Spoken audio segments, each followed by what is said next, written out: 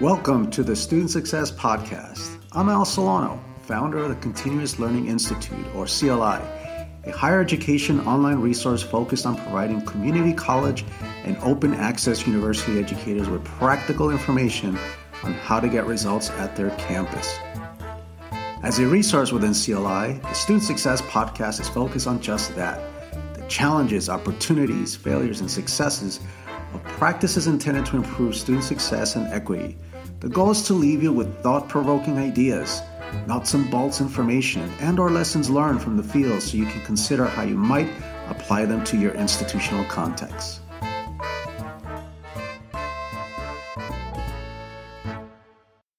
For today's podcast, it's a pleasure to welcome back Diego Navarro. Diego is Emeritus Professor at Cabrillo College and founder of the Academy for College Excellence, ACE. Diego developed ACE's 5-day Experiential Learning Institute in 2006 to teach faculty and staff how to have embodied interactions and employ non-cognitive learning activities to create psychological safety with students serving over 2,000 faculty from 90-plus colleges. Diego's research has been funded by the National Science Foundation, the Gates Foundation, Carnegie Corporation of New York, and others. Diego serves on the selection committee of the Aspen Institute's Aspen Prize for Community College Excellence, Stanford Research Institute's Education NSF-funded advisory group on employability skills, and as a consultant with NCII Jobs Initiatives Project. Diego accepted a visiting scholar appointment at the Carnegie Foundation for the advancement of teaching at Stanford during his sabbatical year. Diego also received the American Association of Community College Trustees National Faculty Award in 2009. Diego began higher education attending Pasadena City College. He received a bachelor's degree from Antioch College and received a master's degree from Harvard University's Graduate School of Business. It's a pleasure to have you back on the Student Success Podcast, Diego. Thank you, Al. It's been a while. I hope you enjoyed the first interview that we had, and I hope the people that have been listening to it have been enjoying it too. Well, in fact, it has been the most listened to, the most downloaded episode of all the episodes on the Student Success Podcast. That's been used for PD throughout the country, and people just love it. They loved your episode on culture, on creating a culture of dignity. So it's such a treat to have you back. Now, as you know from last time, I like to start the podcast with guests telling us a story or something about a hobby. Last time you talked about hitchhiking. So do you have a story for us this time? Today, what I'd like to focus on is inspire. How do we inspire our students, which is one of the pieces of the Community College Research Center of Columbia University, their ACIP model, the ACIP model. And so I want to tell you a story about how I was inspired, what happened to me. One of the things that happened that really changed me and helped me really become focused as a student and more healed in a certain way from the culture I was raised in. I was raised, so let me say this first.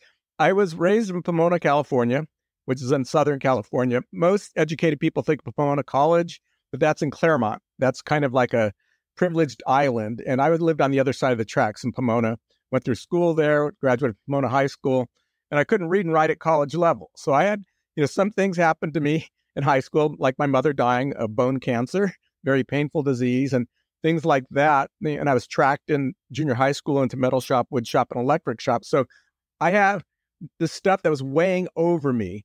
And there was a sense of who I was that wasn't me, but it was projected on me. You need to be in wood shop, you need to be in metal shop because your people work with their hands, that kind of thing. So this experience I had took place in Michoacan, Mexico. I had transferred from Pasadena City College to another college, and they had a program in Michoacan, Mexico. So I went down and I was studying appropriate technology. So I had a camera and I was interviewing people and I was just taking photographs of technology that was being appropriate technology that was used in a village of the Purepecha people. So I lived for 2 months with the Purepecha people, which are also known as the Tarascan tribe. In the village I lived in was called San Angel Zurumucapio, which was about 6 kilometers off the main road that went between Pátzcuaro and Uruapan. And it was the road right after Tingambato, so there's a little road and you went down it. It was pretty bumpy. And what happened to me in that village over that 2 months just set me up for my life.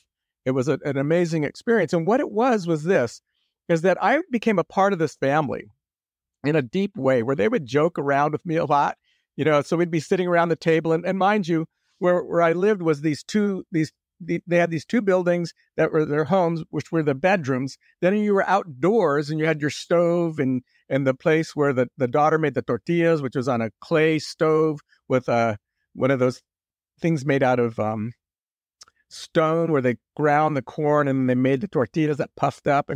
So we would sit around the table and they would be talking about something and they'd say, "Oh, Diego," the father would say, "Oh, Diego, this is an amazing pepper that we really love." So I took a bite of it and my ears start to explode and they start laughing, So you just had this experience, or the son and I, we would go, they were collecting turpentine or sap from pine trees in the mountains. And we'd go out there and first thing in the morning, we'd scrape the tree and empty the thing into these buckets that were on 2 burros that we were walking with, so we were working with that. There were just a bunch of different technology things that they were doing. And I was just documenting it. Or, for example, we're taking wood to this other village somewhere and we see this tamarind tree, and the son goes and says, "Hey, could we buy the tamarind, the produce from the tamarind tree?" So we'd go up there and we'd pick tamarind with ants all over us and sticky fingers. Then we go to the market in Pátzcuaro and sell it, So I had all these experiences, and just being a part of that family opened my heart and made me feel very connected in the way that Latino community is like. It's not like here in the States. It's not like what Pomona was like for me, a rough and tumble place. It was really a loving, caring place. And in addition to that, it was having to deal with time. I had to switch. Like in the mornings, I woke up when the sun came up because I lived in this little hut up on the hill where we did the bee work, where they would make honey. And all the bees were glommed onto the screen when I went to bed at night. And in the morning, as soon as the sun hit, they would start to fly around. So I'd fall asleep as soon as the sun went down and wake up as soon as the sun came up. And for me, there were no street lights. So everything was dark at night. So there was nothing to really do. And for me, coming from Los Angeles, FOMO was the issue. A fear of missing out on stuff, and that went away. It cleared that out of me, having that peace there, having the contemplative environment there. So that's kind of what happened to me, Al. And, what I think happened really was that I experienced a culture of belonging and a culture of healing. I think those were the 2 things that then is what I use kind of as my guide as we started to develop our program when I went to Watsonville, 80% Latino community, and set that program up. So, what I'm finding from this experience and why it's important to me is that our role of marginalized students, and mind you, when I graduated from high school, I couldn't read and write at college level, went to Pasadena City College, learned to be a student, and, that we have to facilitate our students coming alive and inspire them to pursue their education and complete their goals. And this requires building the capacity to persist through the headwinds they'll face in school and from their complex lives. This was my experience while studying in Michoacan. It helped me develop the capacity to deal with the headwinds in my life. And you know what? It was done through the experiencing of a healing culture. It's not what we normally think is what we need to build for our students, in terms of the environment. It's a healing culture. Healing culture. What a beautiful story, Diego. Thank you for sharing that. As you know, we share similar approaches when we work with colleges, and it really is about culture, the kind of culture that we want, that we need our institutions to continually improve and to better student outcomes, especially for our marginalized students. I often say, Diego, I think you're familiar with this, part of my role, at least, and I know you do this as well, is when we're doing meaningful equity work, that every campus has their equity yellow lighters, meaning that these are people, educators, faculty, for example, because the fact is, where students spend most of their time when they're at a community college. in the classroom. So faculty they play such a significant role in the students' journey, right? And so the yellow lighters are what I call people who are either indifferent or kind of against the fence. They're not anti-equity, but they're not engaged in it. They're not entirely sold, right? Then we have our green lighters who embrace it and enact it. They actually move forward with action and are intentional. And then, of course, you have your red lighters who are anti-equity, and they're just, this is not something that they believe in.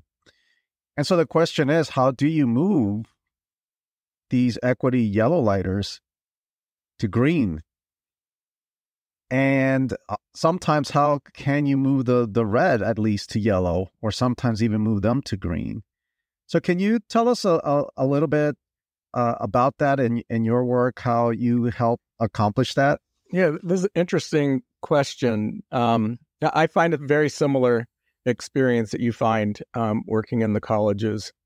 And what I found is that the first thing I tend to do is help them understand the strengths of our students, because many of our faculty see the strengths of our students as weaknesses. And so my role is to help them understand what our students' strengths are. And for example, one of the strengths is persistence. Our students have a strength in persistence and survival that just outperforms their peer groups, but we don't know it because these marginalized students drop out. We have huge, high attrition rates with marginalized students and students of color. Well, it's because there's some core issues that our colleges haven't realized are the issues that are holding our students back and why they leave. And it has to do with our culture, which we'll go into in a little bit. So what I do is I start to define what are the strengths. Another strength, for example, is our students are on the streets a lot. So they're watching each other's backs. They know how to take care of each other. When you're in poverty, you have to joke a lot. So they joke a lot with each other in our cultures, especially the Black and the Latino culture. We do a lot of joking and teasing of each other and stuff like that. So they're natural teamwork. They really understand how to do esprit de corps. There's this thing they have. So we need to take those strengths, like their team strengths, and start doing team-based learning with them. They've also overcome a lot of adversity in their life. A lot. They've dealt with trying to do things without having much money and much resources. So they're very innovative and they're always solving problems. So can we start doing problem-based learning with them so you can take that strength that they have and apply it? Of course, they need to learn to read and write at college level like I needed to do. And they need to learn math, yes, but those are skills, and those skills take time, but utilize the strengths they have to show that they're capable college students. So that's the first thing. The second thing, so they can get clear, these are the strengths of these students. Oh, that means we need to really leverage our curriculum and our pedagogy differently. The second thing I do is I go into theory and practice, theory of why students drop out, which I'll go into a little bit. But it's what I call the physiology of equity. The physiology of equity. And it has to do with our students have a window of tolerance. The window of tolerance is a concept by Daniel Siegel. He's works at UCLA Medical School. He's an expert on the prefrontal lobes. And there's this concept called the window of tolerance. And when you're in the window of tolerance, you learn. You can learn, you can function in life, things go well. But if something happens that triggers you, you go into either hyperarousal, which is fight, or you go into hypoarousal, which is freeze and appease, or fight or flight, and then the other one's freeze and appease. And I'm sure you've heard these terms before. Well, what happens is that when you are triggered and you go into one of those areas, your cortex shuts down. So what do we focus on in college? The cortex. That's like the most important organ of the body. And for a college faculty member, you want to really fix that and work on it and help them learn through their cortex. Well, guess what? When they're triggered, they shut down. Well, what's wrong is that the culture of higher education triggers. It triggers not only us as students, us as faculty, us as staff people while we're working there. It triggers our students. And it triggers our students in such a way that they can't learn in the classroom. Okay? And then they decide, well, my brain's not working. I don't belong here, which is not correct at all. So I go into theory and I start to lay out why this thing is happening with our students, and what do we do to alleviate that? So faculty start to go, whoa, I need to change, and I want to learn how to do this. So the third thing I do, and this is something, I've been doing this research for about 10 years, and then Carnegie Foundation for Advancement of Teaching started to do their research project on it in 2009. I was doing it for about 7 years, and then they started doing it. I was on their advisory board, and they came up with this thing called productive persistence, which is the kind of work that I've been doing. It's non-cognitive, it's affective, it's in a group of students building community and building that belonging. Well, what they realized, and what I knew from our work, because we've been teaching faculty since 2006, is that you have to create an experience for faculty to go through, for them to experience experiential education and affective learning, because that's not what they had when they went through college. So they have no role models for it. So you need to take them through the third piece, and that's the experience of it. And I think you do it. So you do experiential learning because you're taking them through projects that they're working on together, and then you work with them as they start to learn what they're doing. Now, what I do, like, for example, one of the things we start with in the first day or so, 2 days, is I teach them to see the styles of other people. They're called working styles. I learned about this when I was at Hewlett Packard and I worked in HP Labs. Okay, Hewlett Packard, a bunch, like high-tech companies have their own universities. They have their own universities. And their universities, they teach you about the working styles of other people because they want people to be productive. They want people to feel safe. They want people to understand what the strengths are of one another. So they teach this stuff, especially as you go up in management. So what I do is I take that work and I turn it on its head. I teach the people in the classroom to see the styles of other people, because I don't think you're going to give assessments to everybody and understand them that way. You need to see it. So I do it through movies. I have outside speakers come in. So then they're going, oh, I see that style. There's 4 styles that they look at. Everybody has all 4 of them, but you have higher intensities of 1 or 2, or maybe a third one. Okay. And so can you see those 1 or 2 in people? Because once you understand which ones they're high in, you know what their strengths are and you know what their challenges are, and you can start working with them. You know where they fit in a project process. And, my graduate work was in self-managed work teams, and teams go through 4 phases. And guess what? Each of those styles fits one of the phases. So you can really contribute very strongly in at least one phase of a project. So if you can see the style of other people, you become a natural leader. So that's why our students learn this and why we've had salary studies that show our students are really effective. But with faculty, the reason why I teach it to them, they start seeing the styles of other people. Then I have them take the rubric they've been using to learn and I have them apply it to themselves. Who are you? So then they take that same rubric and when I create a spider diagram, and before they came in, they took an assessment that actually was their style. And I overlay them on each other, because what I find is 80% of faculty don't know their styles. Not only do they not see the styles of other people to see their strengths, they don't even know themselves. Okay? And so then when that happens, all things change, because now people go, who am I? Am I really this way? Am I that way? And then you've got the flexibility now for learning, deep learning to happen.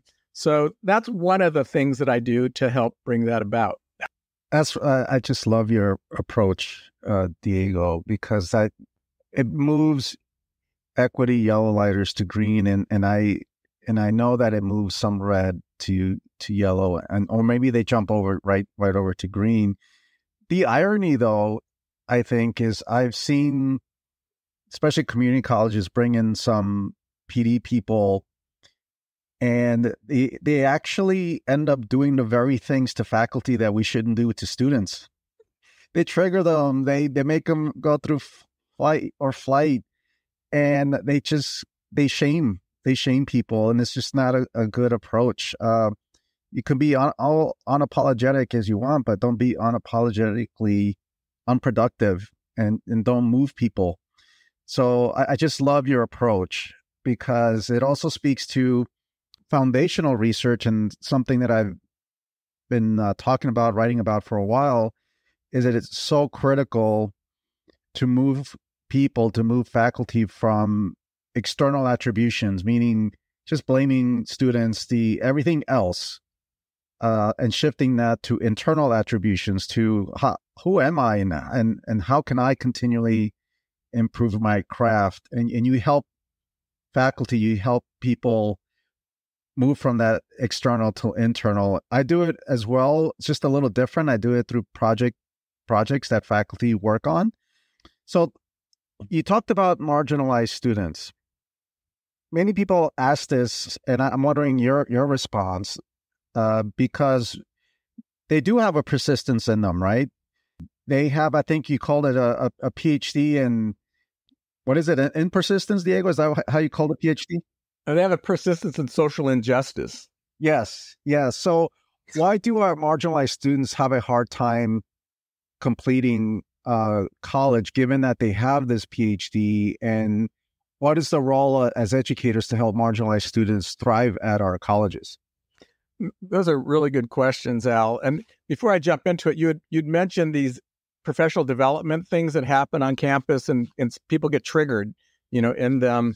And if we talk about the window of tolerance, there's theory behind this, there's science behind this, is that when you trigger people, their cortex is shut down. So do you want people to learn, or do you want them to just react? Okay. And so if you create an environment where it's threat means the amygdala searching for threat, because once it sees it, it goes in fight, flight, freeze, or appease. So you create a culture, an environment of threat, people are they're just going to be heightened, and they're going to be defensive. Okay. So what you have to do is you have to create a culture of healing, or a culture of dignity, or what I like to call a culture of love. You have to open people's hearts. That's where the change really happens, because as you open people's hearts and they feel safe, they can learn at an accelerated way and at a deeper, what they call deeper learning. So we're shooting ourselves in the foot whenever we're creating these threatening environments, okay? It's really out of love and caring. However, we are all educated in higher education. And what's your experience of higher education? Well, I'm going to disagree with you. I'm going to defend my position and use all the logic skills I learned and all the learns of the way of being able to debate one another. I mean, all those types of skills. That's not where learning happens. Learning happens when the heart is connected, and when you really are, feeling that deep sense of healing inside of yourself. So your question, why do marginalized students not stick?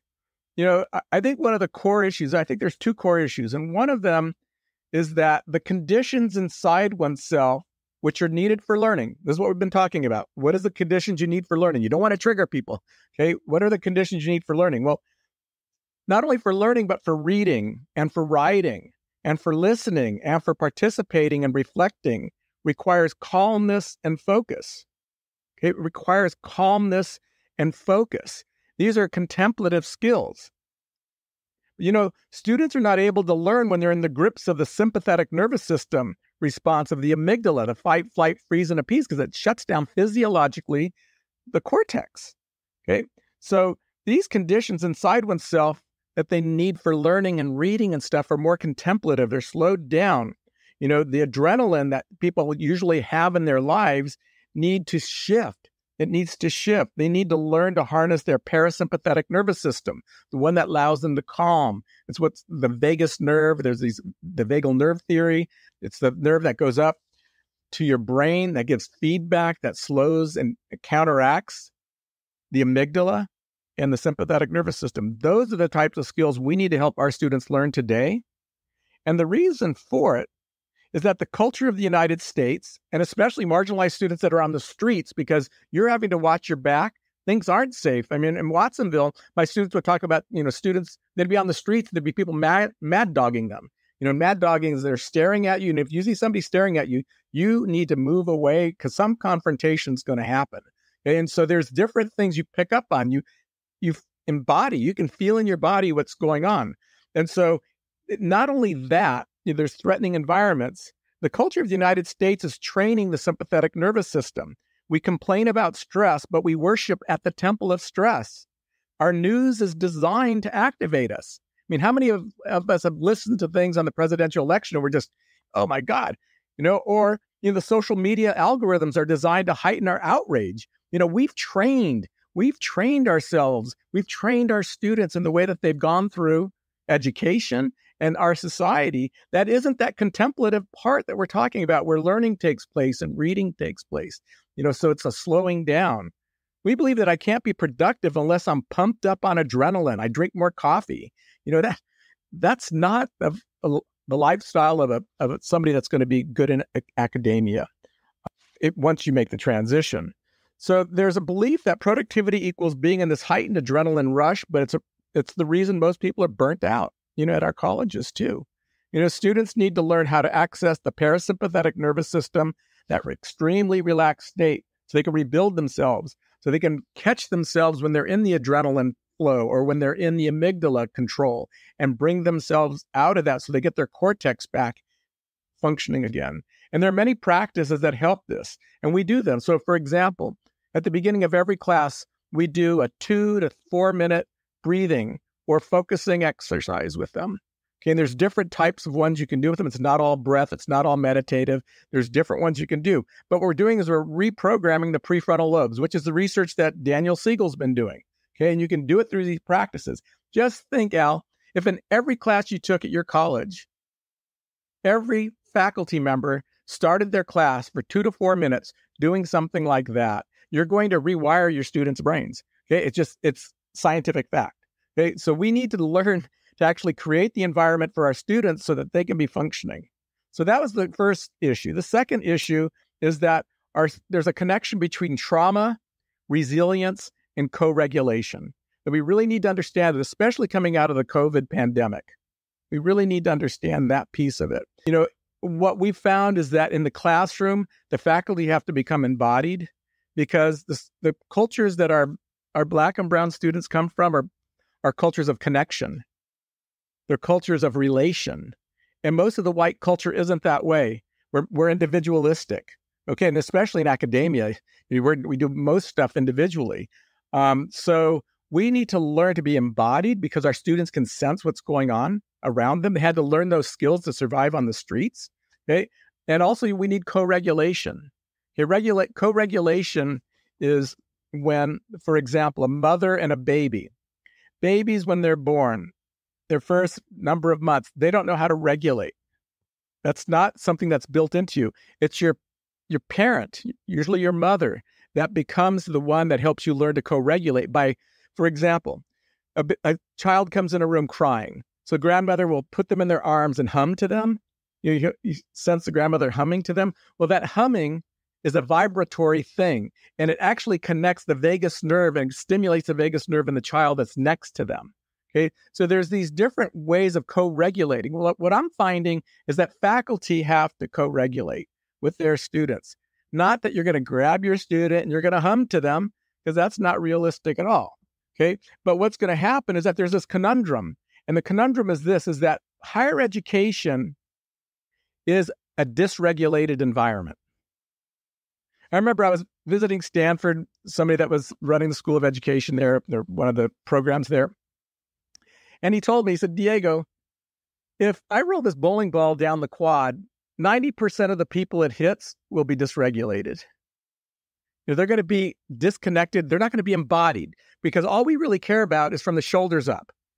Embodiment wasn't an important thing to them. And so what we have going on in higher education is we have the need. The antidote for our students is a faculty state of being that's regulated, a faculty state of being that's embodied. Now I'm talking about marginalized students in their first 2 semesters. Later on, the second year, they're going to go to academia and they're going to face all kinds of people that are not very nice, and will do things that are not appropriate, but they have to learn to make it in that environment. But to make it in our environment, we have to help them transition.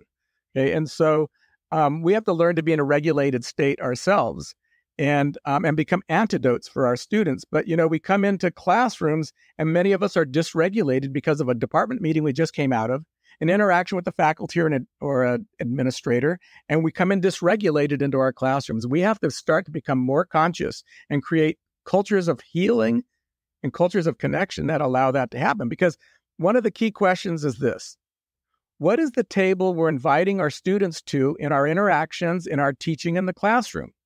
Because life is annoying. Life is frustrating. We all know that. But we can't avoid being annoyed or frustrated, but we can't avoid having the affect, have that not affect our students' learning. So we have a choice. We're vectors of a contagion, this contagion of dysregulation. We're sending out messages without knowing it or intending it. And the choice is to put out there calmness or harriedness. The choice is to be regulated or dysregulated. not only for our students, but for our children and others that are around us. So how do we carry that responsibility? And remember, we can change the nervous system state of those around us by our own becoming conscious, first becoming conscious of what's going on in us, because what waters grows. What gets watered grows. And the neuroplasticity of our brains allows for change. So what we use lays and thickens neural pathways. You learn to become regulated, and that's what becomes your normal. But being super regulated, where you're regulated all the time, that's not critical. You just need a critical mass of regulation in yourself so that you know when you're dysregulated and bring yourself back. And that's what our students really need. So it's like changing the culture of the academy so that can happen, because much of it is dysregulated. It's not embodied. The politics, the power struggles, the tenure process, being adjunct. We have a lot of things that create that dysregulation. And what our students need is to be inspired by what they already know and to bring that into the classroom using their strengths. Thank you, Diego. So you mentioned Inspire, and you also referenced the ACEP model developed by Columbia University's Teachers College, the Community College Research Center. ACEP stands for Ask, Connect, Inspire, and Plan, developed by Dr. Davis Jenkins and the crew, and we've had some input into that. By the way, I'd like to give kudos to Dr. Davis Jenkins, because it's hard for me to think of a researcher that's had such a positive impact at institutions that have the highest disproportionately impacted students, the most number of students of color. His research, his approach to just telling people what it is, what's happening at our colleges, why we need to improve, and providing some suggestions, has really made a significant positive impact throughout the country. Developmental ed reform is a good example. It's always been a cornerstone of guided pathways, and he's been a big proponent of that. So appreciate his work. He doesn't come into a college at $95,000 for 3 workshops and 6 hours of technical assistance, only to move yellow equity ladders to red or keep them at yellow. That's so unproductive. I mean, if the goal is to keep the green and get them excited, that's one thing, but we already have them. we need to move the yellow to green. So anyway, the ACEP model, specifically the Inspire part, Diego. So tell us more about Inspire. How long does it take to transform them through your approach? What are examples of specific tools and activities? If you can please unpack that. So, Al, as you know, both of us worked with Davis and his team on developing the onboarding ACEP model years ago. And Davis and I met back in 2008. Actually, we met back in 2003. I was interviewing people around the country, and he was actually at the University of Illinois at that time in Chicago. But when he moved to Columbia University, we needed an evaluation of our program for the Irvine Foundation and the Hewlett Foundation. And so Davis brought his team in, and he was the principal investigator studying my program. This was back in 2008. This is where they found that our program had a 132% difference in the control group. And that blew them away. Like back then, 8%, everybody salivated over. So Davis said, and he came out, watched me teach, watched what we did with the students and stuff. And so he says, I'm one person that really understands this Inspire. I understand this Inspire. And so I want to talk about Inspire from the ACEP model perspective. How do we onboard students and how do we inspire them? Because there are 3 ways I'm noticing how Inspire is being implemented. One is the domain of faculty, where it's around their academic subject and the content that they teach and the delivery of it, where they focus on the subject and they get the students stimulated intellectually.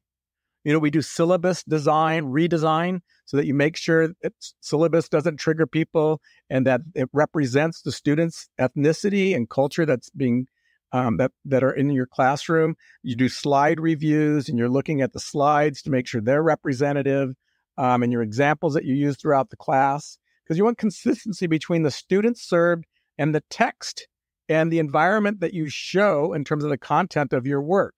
And around the text, much of the text that's used a lot is primarily of white European, many times men, their work, where there's a lot of people of color that have done excellent research that have found the same things, but that's not brought in certain environments. So how do you do that so you can meet the needs of the students so that they can see themselves as learners because there are people like them that are in that environment? So that's one way that Inspire is done. It's in the classroom. And I can give you an example of a history teacher at my college who's highly ranked, and history is taught lecture. And so he's lecturing, and I sat in his class because we each sat in each other's classes just to see how we all do things. And he would be lecturing, and he would walk out the door while he's lecturing, and the students would be watching him. They'd peek his head in and keep on talking. He had ways of keeping the students engaged in the lecture stuff that he did. And so engagement a lot is around this intellectual stimulation. How do you get them really interested in the topic I really care about and I fell in love with and I did my PhD in or my master's degree in? So that's one of the foci. Another one is more external to the classroom, and it's a domain of student support services. So they do clubs, they do wraparound services, the case management that's done. And EOP is a great example of that. They do really good work with very good outcomes. So you have this external way of inspiring students, building community and other things like that.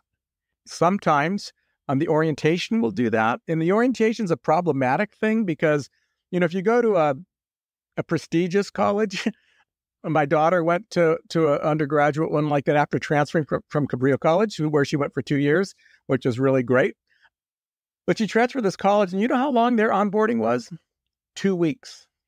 2 weeks. Because they knew that the change students that are coming in as freshmen, or my daughter's case as a junior, that their life was going to change dramatically. And that school was very, very much a big change in their life. So they invested that into their students. They knew that's what it was going to take. And they built community, and they were able to create that level of belonging that students had with one another. Well, our colleges, they may do a 1 hour or a 2 hour orientation, but many of them, I think Cabrillo probably still does it, is an online orientation.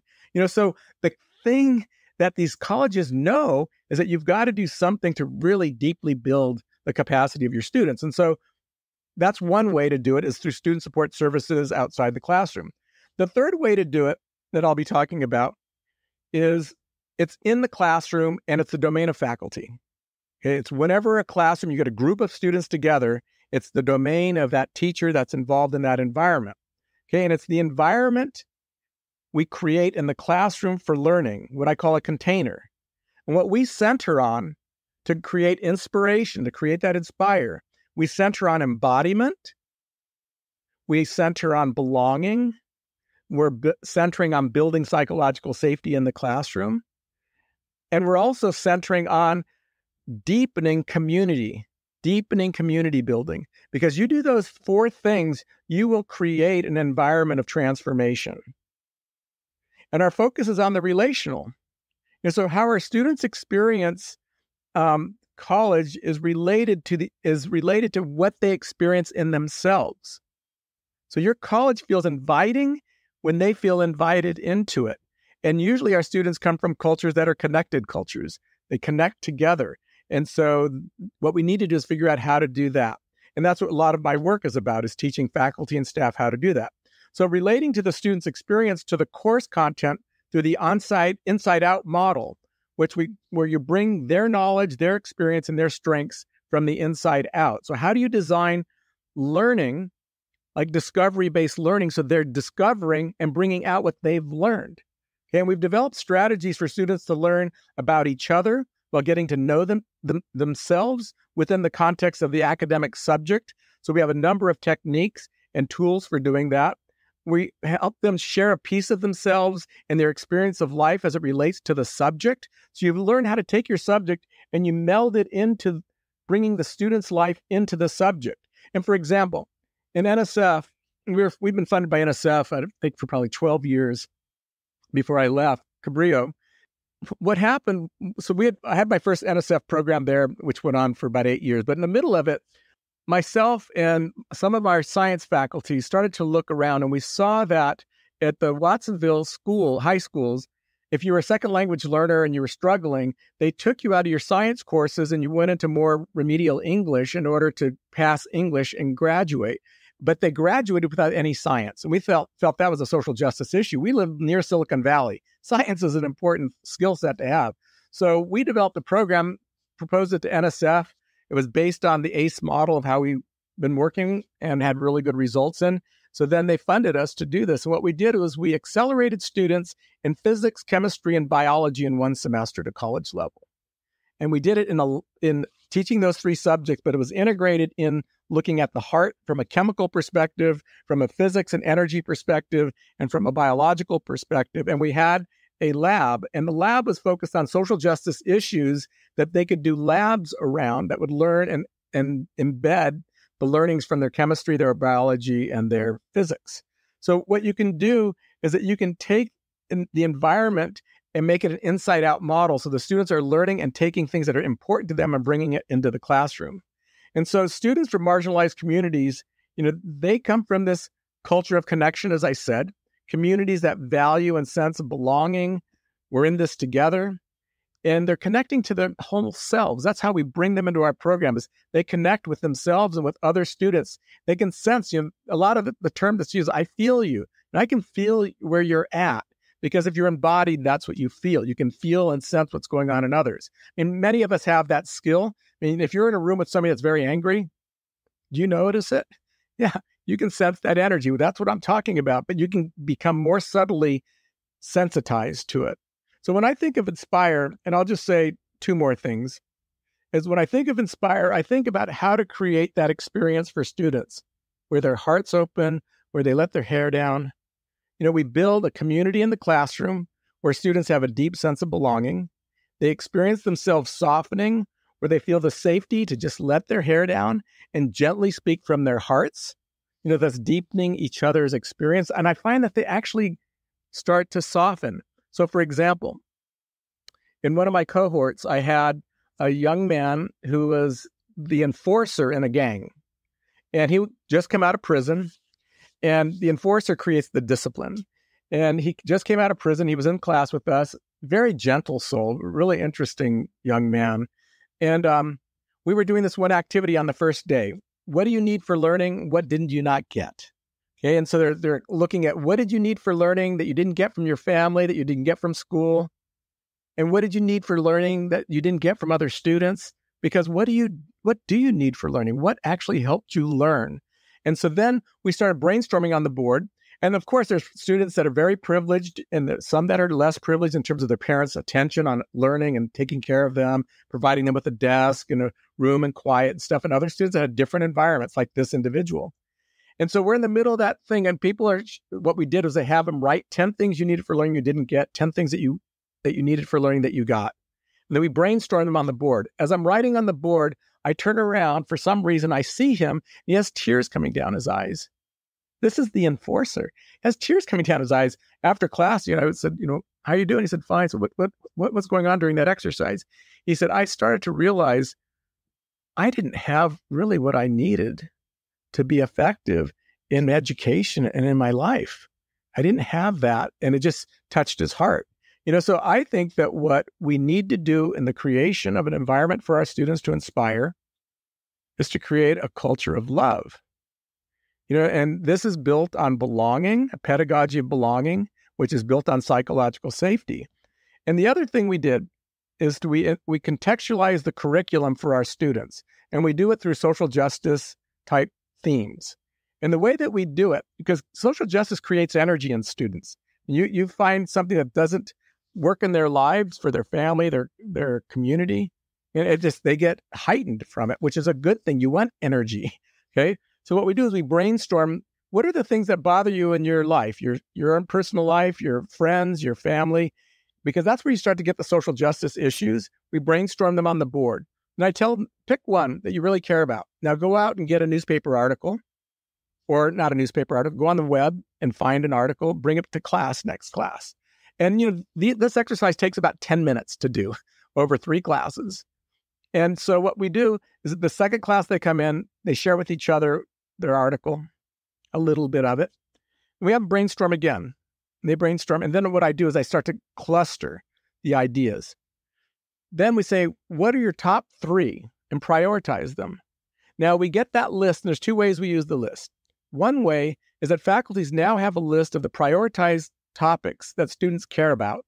Now they can take their curriculum and their subjects and now contextualize them to those topics because they now know what's important to their students.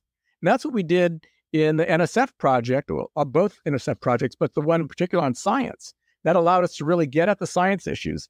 The other thing that we do with that clustering is that we put them in teams around issues that similar students have, and we put them in teams of 5 or 4 to 8 students, and we work on a social justice project over 13 weeks. And we create those teams, and we use a discovery-based practice to create the experiences of them, and they build community, just like you do, Al, in your project-based team with faculty. Well, we do that in the classroom with students. Oh, thank you. Again, I always appreciate your insights because you're a teacher's teacher. You're a practitioner at heart. Theory can only get you so far. It gives you your why, maybe sometimes the what, but it doesn't give you the how. And you have decades of experience with the how. And speaking of the how, I want to make sure that our listeners know that you created a wonderful resource, and I'll have that in the show notes in partnership with the RP Group. One of my most favorite groups, organizations. If people don't know the RP Group, they are a nonprofit arm of the California community colleges. They do a lot of the research and planning. They're a wonderful organization. I've done a lot of work with them. They're quality people and quality work. When they do research, they actually rigorous research, like they go out and actually talk to people. They do interviews and focus groups, and you might be thinking, well, what do you mean? Of course, that's the way it's supposed to be done. Well, recently I've seen some really interesting so-called research where people count words on compliance documents and then make huge assumptions about practitioners based on that word counting on, for example, racial equity terminology. And we're supposed to really understand the discourse that's happening at a campus by counting words. And then these documents are then used actually for bullying and for keeping yellow lighters yellow. The things that I've been seeing lately is such a shame. But the RP Group is quality, and I want to make sure to highlight, and I'll have a link in the website on the show notes. It's called Using Student Support Redefines Success Factors to Ensure Student Learning. And it's about the guided pathways, pillar number 4, which is much about the Inspire that you've been talking about. And you created it along with Kathy Malloy, who was a longtime faculty at Santa Barbara City College. And I encourage everyone to please check out this wonderful resource because a lot of what you discussed is in there for people to unpack and try to implement. As we begin to wrap up here, Diego, one of the things I wanted to ask you about is what do you see as the resistance mindset among faculty given your work? Well, researchers have shown that before I go into this, the RP Group is a great organization, wonderful people, very skilled. And they did a 6-year longitudinal study of our program that was released in 2018. And they did research like you're talking about. Not only did they interview 400 students, and find out what they learned, and some of the students were 15, they hadn't been in the program for 15 years and they still remembered. Because when you do these affective, experiential type activities, it sticks inside of students. It's deep learning. Not only did that, but they also did a salary study, quantitative salary study, as well as an academic outcome study of 2,800 students. So they do really good research there, and I'm very thankful for them. And I'm also thankful for Kathy Malloy, the fun time we had together putting together that RP Group brief. So what do I see as the resistance? Well, researchers have shown that academic, salary, and psychological outcomes of marginalized students can be replicated through faculty professional development training, the kind of training you and I talk about, where you're not turning people off and having them go into fight, flight kind of response, but you're actually opening their hearts and they're learning and they're sharing with each other and they're starting to change. Okay. So, which is not necessarily higher education likes that fighting stuff, and I think that's not what we need for learning, especially in the community college. Our students are different. They're different than students that go into Stanford. They're different. Okay. And so we need to build our culture to meet their needs. But what they're finding is that the outcomes, both academic, salary, and psychological, of marginalized students can be replicated through faculty development. And it's done through affective and experiential onboarding as part of the studies that we've done. However, even in the significant evidence, there's resistance to change. And you and I both have seen that. Davis invited me to do a keynote with him for the Tennessee Board of Regents. And at the end of the keynote, it's question and answers. And so somebody sends in this question. Let me read it to you. And this is really representative of what I see of the yellow lighters and so, maybe a red lighter too. But do students eventually progress out of the need to be coaxed to belonging in every new environment? Let me read that again. Do students eventually progress out of the need to be coaxed to belonging in every new environment? How do we build independence and self-management so they're successful in the real world that they will hopefully join when they graduate, which is not warm and fuzzy? You can sense, this is kind of a mindset. Tough love. We got to fight for things. It's a different type of mindset. And so, what we've learned in the 20 years of research with marginalized students, and we're talking about 132% difference when 8% people salivated over. We're talking about huge differences. And we've been able to scale it and get the same results. And in math, we're able to do it like 300% difference. It's because of the environment you're creating. It's that third leg of Inspire that I talked about. What we've learned in this 20 years of research with marginalized students is that if you create the right learning environment within the first few weeks of the first semester, they make the change to independence and self-management. We found that college educators need to understand that our goal is to help marginalized students by taking their strengths of persistence and problem solving and overcoming adversity and protecting each other. I have your back, and their hard-earned PhDs in social injustice, and help them apply these strengths to their educational goals. This liberatory approach creates independence, not dependency like that faculty member was concerned about. And we have psychological research done as well, where we've looked at psychological constructs and factors and how fast can you change those. And we were looking at 8 factors that correlate with academic success, like academic self-efficacy or college identity, mindfulness. And we found that we could shift 7 of the 8 factors in that 1-week onboarding experience. And not only did they find that, they found that 4 months later, all but 2 of those 8 factors either stayed the same or got better. And now we have 6-year longitudinal studies that show it had a huge effect on these students. It lasted much longer. Actually, their salaries are higher, significantly higher. For example, we did a study of nursing students. And you know what they found? They found a $40,000 median salary difference between the control group and the nursing students out of the Hartnell program.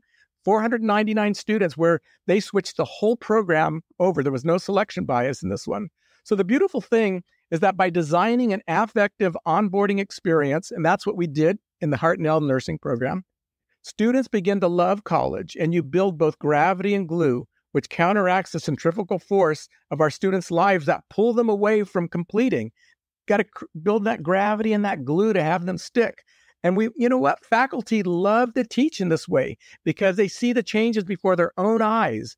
This gravity and glue can be centered within the pathways you've created. You can do onboarding into your pathways because what we do fundamentally is we help students develop a multifaceted sense of self. They develop self-awareness, self-identity, self-discovering, they're self-determining, self-efficacy, self-disciplined, self-organizing, and self-regulating. They have self-leadership, and ultimately they believe in themselves and they make it through. And we've got longitudinal data that shows that and shows them in their careers as well. Yes, after college life in general, whether you work in the corporate sector, that could be shitty. The nonprofit sector can be shitty. And we know the government sector is shitty, can be shitty. So it doesn't mean we have to make the college experience shitty. let's make it a good experience. Let's give them the foundation. Let's give them that love, that kindness, not only to students, but to our faculty. We've had too much of a student deficit mindset, and this is a lot of my work is to shift that.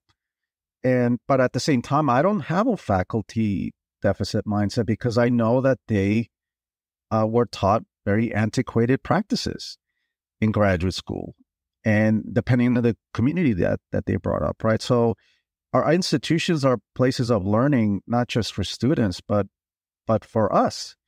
What are the conditions that we're going to create for that learning, for that love and that kindness, so that we can gradually move more and more and more yellow lighters to green and give the green lighters up even more resources, even more tools to do a great job, right? And over time, move those red lighters, right? The last thing I wanted to ask you here as we wrap up is what are you up to these days, Diego? You got anything you'd like to share? And then we'll be on our way. Well, thank you for this opportunity to mention what I'm up to these days. Because we've been developing these tools since 2002, and we've been doing faculty training since 2006. And what we've been doing the last number of years is we've been facilitating dialogues at colleges. So I've been working with a number of colleges. I've been working with Cal State universities as well to facilitate dialogues, inquiry dialogues with faculty, staff, and administrators about how do you instill a culture of dignity. And we do it online. It's an online workshop. And it's a 3-workshop series that we do. And once we do that, because that's sort of a prerequisite for the second one, but what we're looking in that one is deconstructing the threat culture of higher education. Because what we have to do is, as we come from higher ed and join community college community, we have to change the way that we work. We can't work the way of higher education because it's not working for our students. And as you were saying, we need it for each other. We need to create that culture of caring with ourselves that then bleeds over to the students as well. So that first workshop focuses on that. And then the second workshop is for faculty only, or anybody that teaches groups of students. So sometimes student support services will have orientation people, so they come in too. And what I do is I teach them 6 concepts, giving them a number of activities that are in a Google Drive that they can have access to that fit those concepts. They have, I think, about 25, 30 activities they can incorporate into their classroom. It's written up. We've been funded by a lot of foundations, so we have written instructions for every one of those that says how much time it takes, within what period of time, where would you do it, which ones are first, which ones are second. But what we're doing is we're helping faculty learn to create gravity and glue in their classroom so their marginalized students stick. Because that third way of doing Inspire is not typically done. And so you need to learn how it's done. And then from there, what we do is we model it for them by having them go in the 5-day Experiential Learning Institute. And they go to that experience. And then those that come out of that now facilitate those dialogues at their college. And so now we're scaling it at several colleges where they're facilitating both the Culture of Dignity workshop series, Instilling a Culture of Dignity, and the Gravity and Glue workshop series for their faculty. And we're working with the largest adult ed, continuing education program in the country, San Diego College of Continuing Education. We're working with a college in upstate New York. We're working with colleges in different states, several colleges here in California, and we're doing a trainer model. I believe in scaling of things.